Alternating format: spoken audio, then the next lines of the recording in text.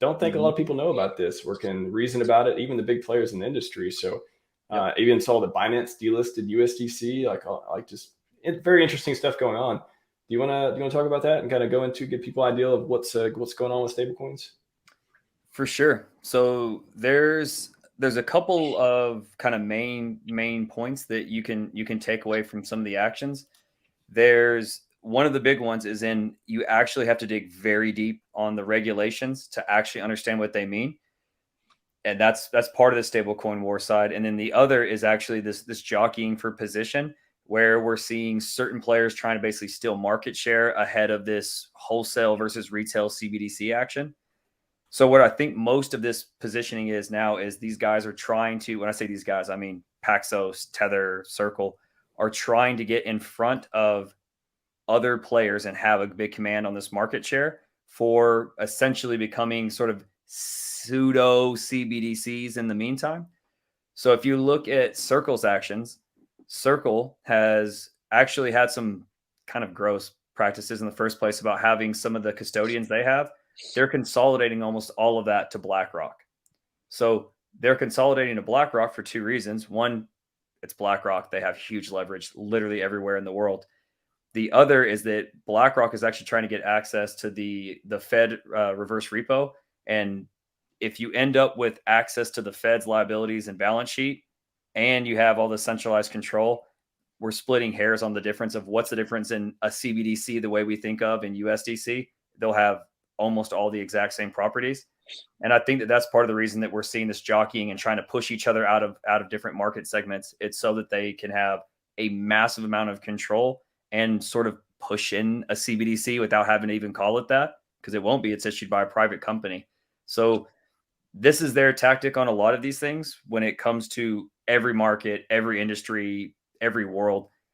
They almost are always going to start with things that give them a lot of control and the least amount of impact on users, because they want to come in quietly and have a stranglehold on these things. So that's where you can see, again, Tether getting delisted from crypto.com because crypto.com operates primarily in the US and Canada. You see Coinbase wanting to delist USDT, and then you see Binance doing the response and wanting to swap everything into Paxos.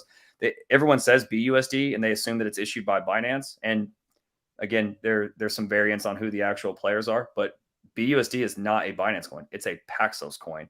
And that's only issued on Ethereum. The rest of the networks it's on are actually not stable coins. They're wrapped stable coins pegged to a stable coin that's then packed to assets that are held by Paxos. So you have a lot of layers of abstraction there and a very, very huge risk profile with those guys. Now, again, Paxos has never had problems. Binance has really never had problems, but now you're seeing issues with them trying to get more banking partners in the US. And I don't think that they have a problem paying bills or capital. I think this all stems from trying to control this side of the money supply. So that's where a lot of these players are moving different positions, and why this like stablecoin war is such a big deal is they're actually taking over the money supply when it comes to how the value moves in crypto. The other, when you have to dig into the regulation, you can't just read the article. You can't even just read the bills. You almost always have to go in and actually look at the appendix and some of the definitions, whether it's the president's working group, the proposals from like Emmers and Warren, or the UK's proposals, or like the OSCOV looking at token mapping. One of the problems we have is that when we say stablecoin and they say stablecoin, we both think that we mean the same thing. They don't.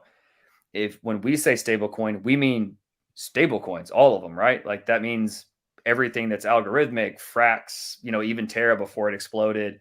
That means LUSD and a USDC and USDT and all these variants.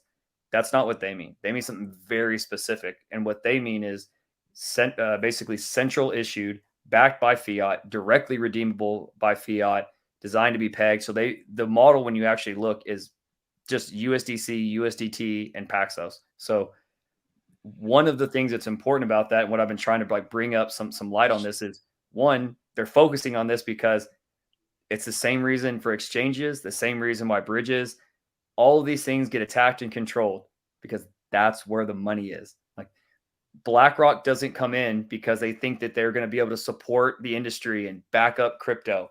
Nope. They're here because that's where the money is. That's why they have $500 million they're throwing into Circle. So it's important to see that, understand those mechanics there. And then in our ecosystem, those that want to participate with liquid loans and understand how important stables are in PulseChain because of all the, bridging in, and it's just been a big topic. The other part is that RHI, DAI, LUSD, and in the future USDL, all these coins that aren't issued in that same matter as USDC, USDT.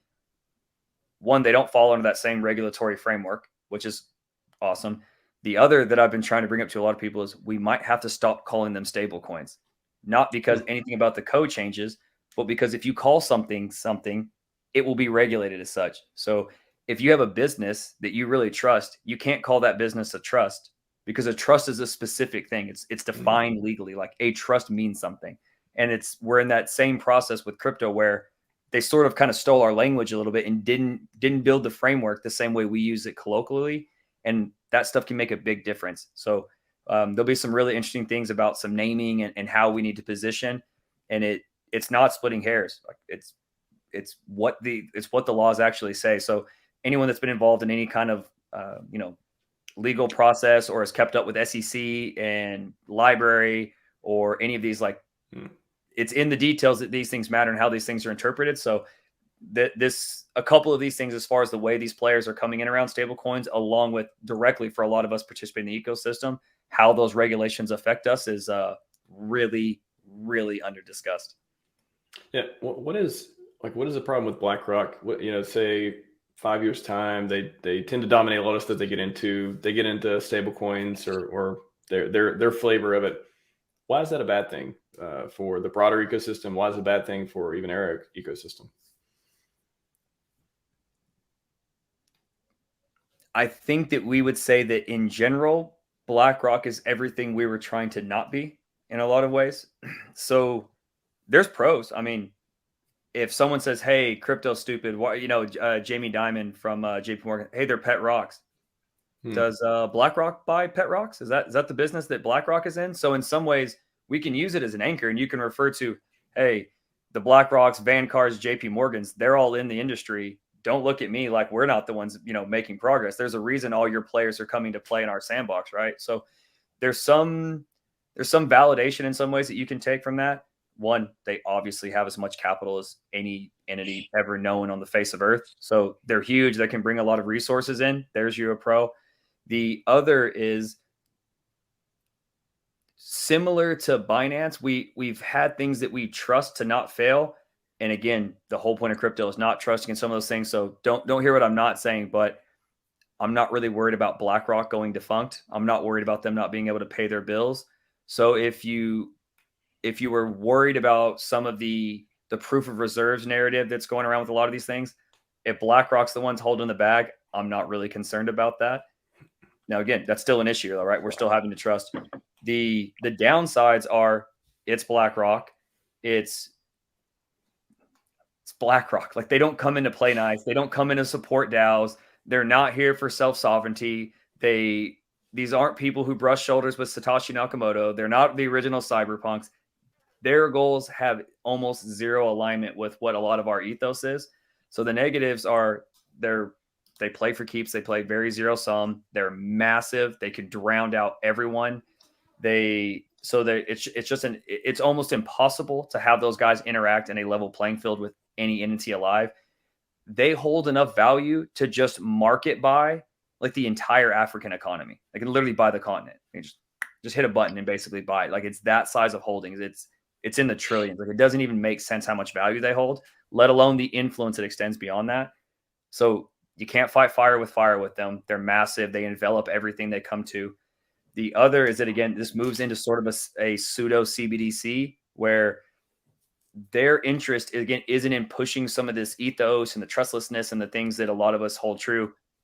They're just here for the dollar, and they will likely have no reason to not be OFAC compliant because, again, like, those people have influence on what OFAC does. So it's hard to see how they will push forward any of the ethos, but they can definitely push the price up. Yeah, and I like you breaking down both sides of it. I think it's easy just to say BlackRock bad. It's easy just to say, well, I'm here for the money, so BlackRock has money, so money plus money equals money. I love how you break down both sides. I think that's a very